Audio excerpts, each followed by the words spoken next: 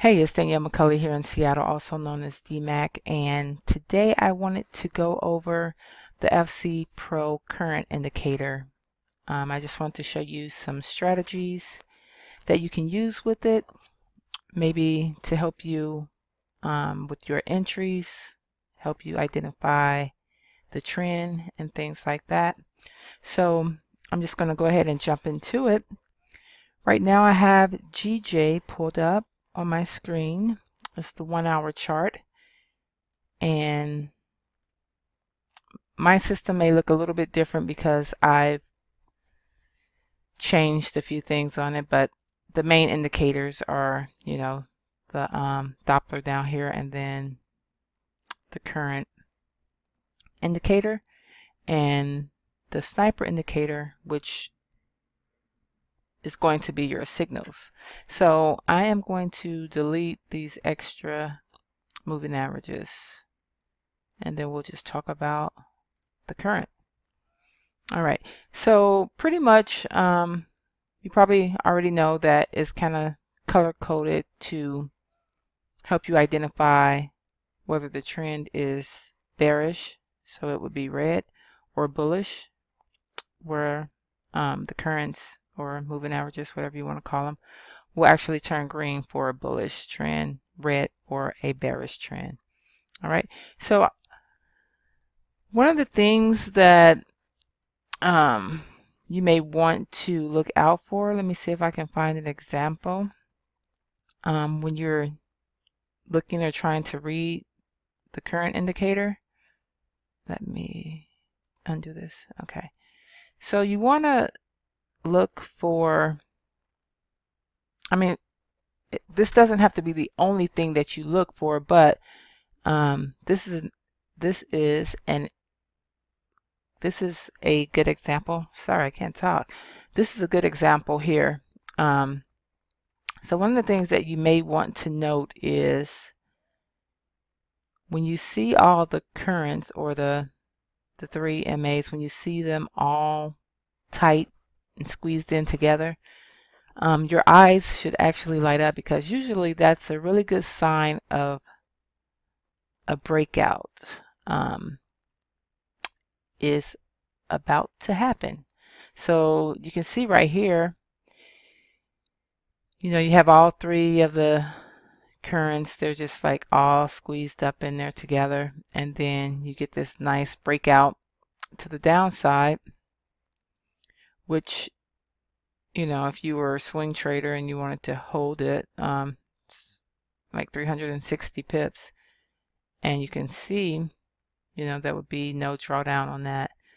But of course you would have to be, watching your charts for these kind of things. So anytime you're looking or analyzing a pair and you see some type of consolidation, and you get all the MAs all tight together, squeezed in there, yeah, you can start anticipating some type of breakout.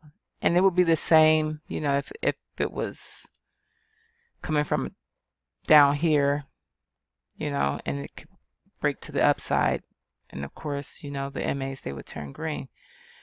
But yeah, so that's just one thing that I wanted to point out.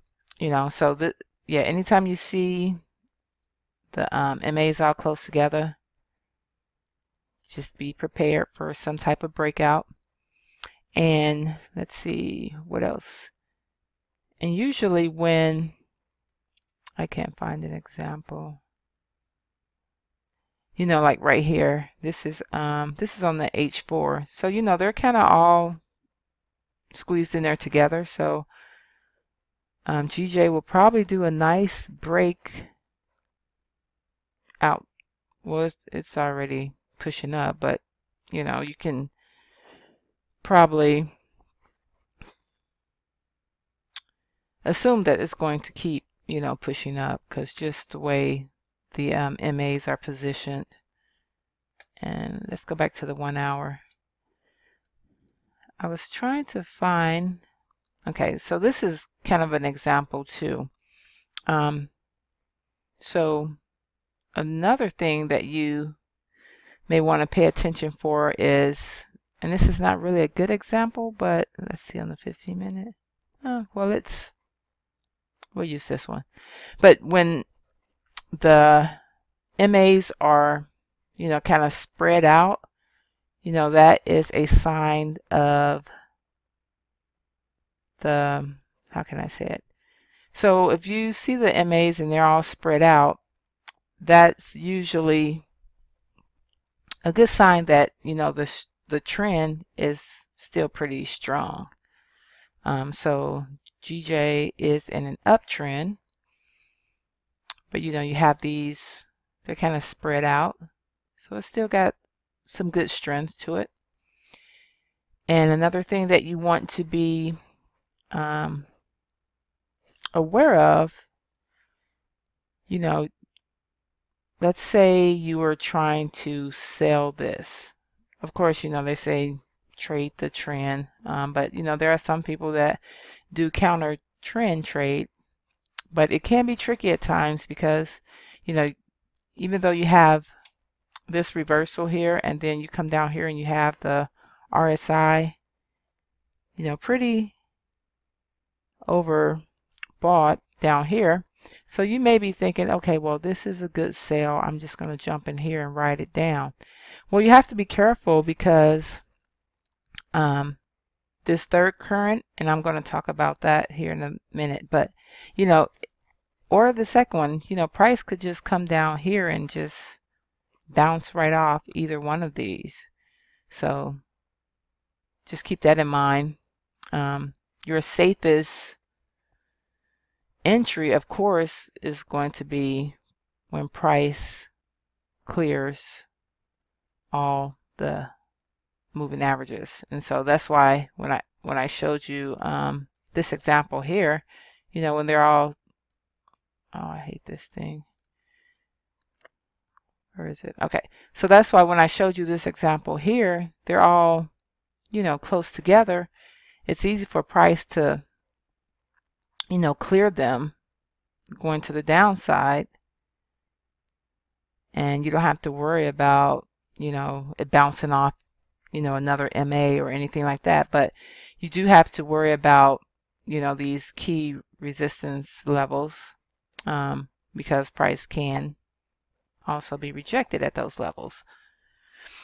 But that's why, you have to use the Doppler down here too to help you confirm everything. But usually, when they're all squeezed up like this, it's a sign of exhaustion and consolidation. So, if you're scanning pairs and you see all the MAs like that, you may want to put that on your watch list. All right. And so I know for some people, they don't like a lot of MAs and stuff on the charts. So I wanted to show you this. Let's see if you can go in here to the current indicator. And so you can just turn off, well, you don't really turn them off, but you can change the color to none for the first one and the second one. And that's going to leave you with only the third one. Let me get rid of, this is not on there. That's something that I added. Some of you were asking about that in the ForeCaster Pro Telegram chat group. The yellow arrow, that's something that I added.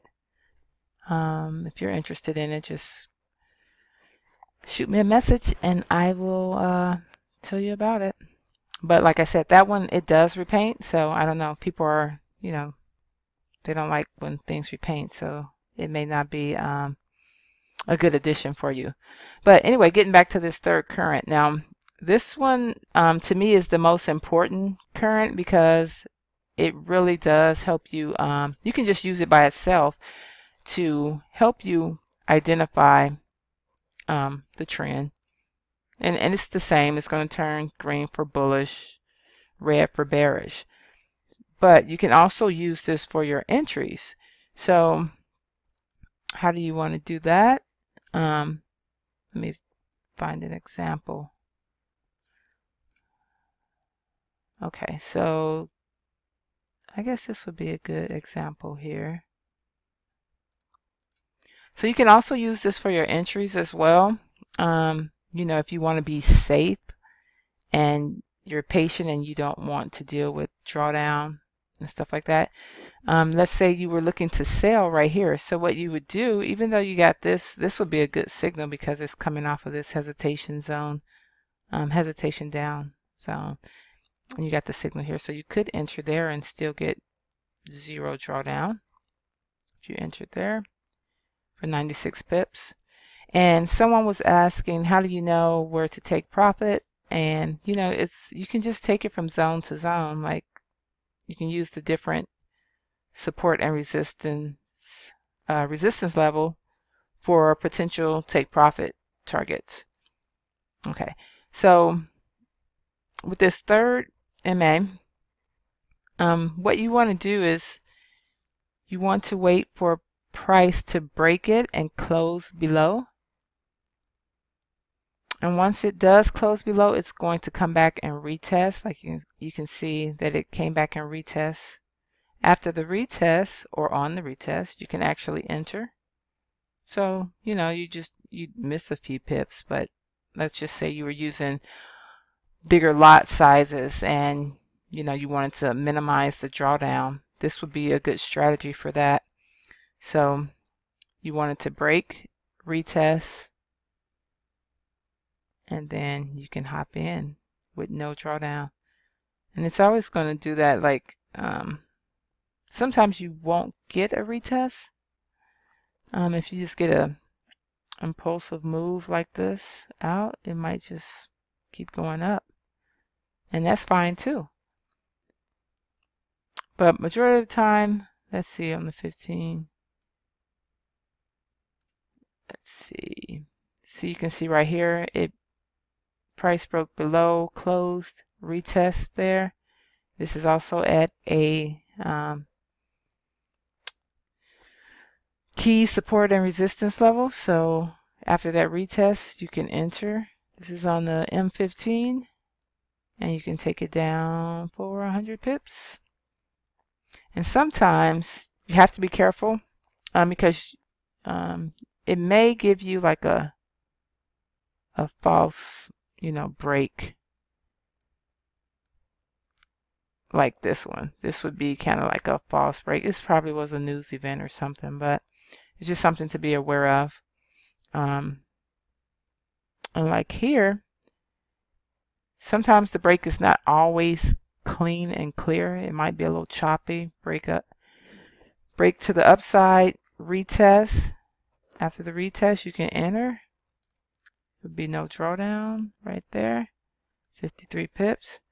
And let's say you wanted to enter here.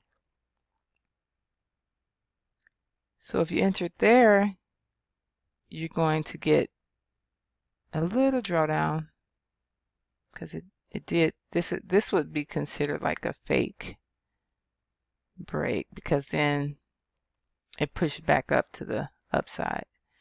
So you just have to be aware of the, you know, the false breaks and stuff like that. But yeah, pretty much that's it. So for those of you that don't like all the moving averages on your chart, you want a kind of a cleaner chart, you can just basically use this because anytime it's trading above this third current, it's going to be bullish, and anytime it's trading below, it's going to be bearish. So having a hard time with that thing up there. Yeah, anytime it's trading below, it's going to be bearish. So, but you can see how price just, yeah, it respects the moving average pretty good. All right, so hopefully you find these tips helpful. Yeah, that's pretty much it. Just wanted to go over the current indicator, and in the next video, I may go over how you can use it with the wrinkle confirmation indicator. I'll do that in the next video because I know I just shared that in the group, and some of you have already applied it and you're getting good results with it. So I will go over that in the next video, but yeah, that's all I wanted to go over.